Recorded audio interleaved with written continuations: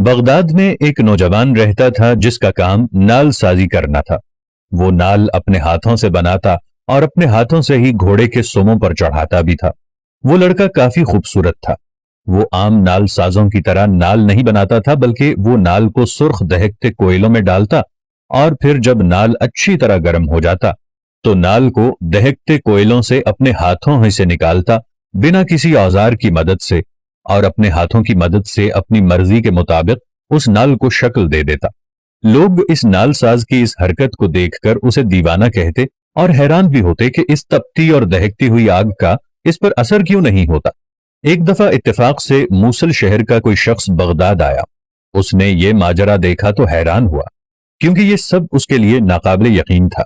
वो नौजवान के पास गया और तजस्सुस के मारे उससे पूछा कि गर्म गर्म लोहा पकड़ने से उसे तकलीफ क्यों नहीं होती। तो नालसाज उससे बोला कि वो जल्दी में लोहे को उठा लेता है। अब तो आदत सी हो गई है कि ऐसी कैफियत तारी होती है जिससे कुछ खास फर्क नहीं पड़ता, क्योंकि मैं इस काम में आदी हो चुका हूं। मूसल का शहरी बोला, मैं मान ही नहीं सकता। असल कहानी बताओ कि आखिर हुआ क्या था। यह सुनकर नौजवान उससे बोला, यहां बगदाद में एक खूबसूरत लड़की रहती थी। उसके वालिदैन उम्रे के लिए चल दिए और वहीं किसी हादसे में उनकी मौत वाक़ई हो गई। अब ये लड़की अकेली थी, पीछे कोई देखने और पूछने वाला नहीं था। भूख और प्यास की शिद्दत में ये घर से बाहर निकली। उसने मेरे घर पर दस्तक दी। मैंने दरवाजा खोला तो उसने मुझसे ठंडा पानी मांगा। मैंने उसे पानी दे दिया, मगर वो मुझे बहुत ही कमजोर लग रही थी। मैंने उसे घर बुलाया और उससे पूछा कि तुमने कुछ खाया है? उसने कहा नहीं। फिर मैंने उससे पूछा कि अकेली कहाँ जा रही थी? उसने सारी कहानी सुनाई कि कैसे उसके वालिदैन फौत हुए और कैसे वो अकेली रह गई। मुझे उस पर बड़ा तरस आया। मैंने उससे कहा कि तुम मुझ पर यकीन कर सकती हो, शाम को आना, मैं लजीज खाना बनाऊंगा, हम दोनों मिलकर खाएंगे। वो राजी हो गई। मैंने कबाब वगैरह, कौरमा, बिरयानी और बेहतरीन खाने का बंदोबस्त किया। भूख की मारी थी। शाम के वक्त घर में हाजिर हुई। मैंने दस्तरखान बिछा दिया और उसके सामने खाना पेश कर दिया। वो खाना खाने में मसरूफ थी कि इतने में शैतान मुझ पर मुसल्लत हुआ और मेरी नीयत को बदलने में जरा देर नहीं लगी। मैंने जाकर दरवाजे की कुंडी लगा ली।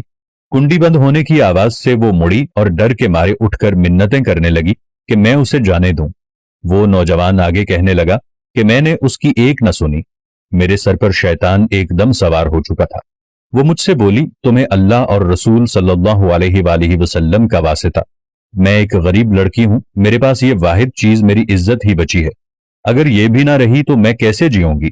उसकी ये बात सुनकर मुझे ऐसे लगा कि मेरे अंदर से जान निकल गई है।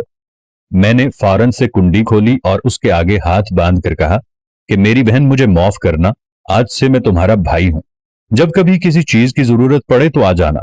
ये देखकर वो लड़की रोई और दुआ के लिए हाथ उठाकर कहने लगी कि ए अल्लाह, मेरे इस भाई पर दोजख की आग हराम करना, और फिर दुआ मांगने लगी कि ए अल्लाह, इस पर हर तरह की आग हराम करना। ये दुआ देकर वो लड़की चली गई। इस हादसे के कुछ दिन बाद मैं नाल बनाने में ही मसरूफ था। मेरे पास जंबूर नहीं था और मैं नाल गर्म कर रहा था। जंबूर ढूंढकर मैं नाल निकालने लगा। मेरे हाथ से जंबूर छूट गया और मेरा हाथ दहकते कोयले पे जा लगा, मगर मुझ पे आग का असर ना हुआ। पहले तो मैं हैरान हुआ, मगर फिर मुझे उस लड़की की बात याद आ गई। तब से लेके आज तक मैं इस दहकती हुई आग को आग नहीं समझता हूं और जब चाहे बिना डरे आग में हाथ डाल देता हूं। वीडियो को लाइक तो कर लिया होगा दोस्त, अब मुझे फॉलो करके अपना दोस्त बना लो। हमेशा सही राह दिखाऊंगा।